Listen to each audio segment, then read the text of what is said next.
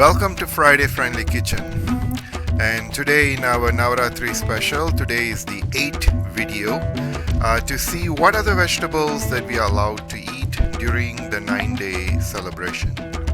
So the vegetables are pretty limited, which is pumpkin over here, cucumber, green banana or the raw green hard banana, and curry leaves.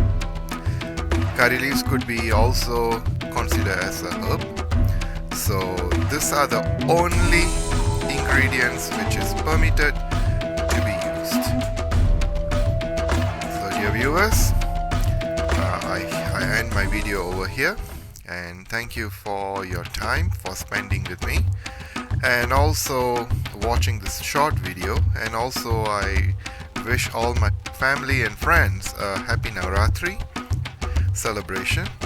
And also for those who are new to this channel, I welcome you and I encourage you to subscribe.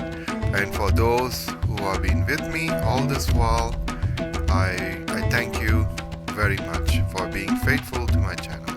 Thank you, and see you in my next video. Till then, bye bye.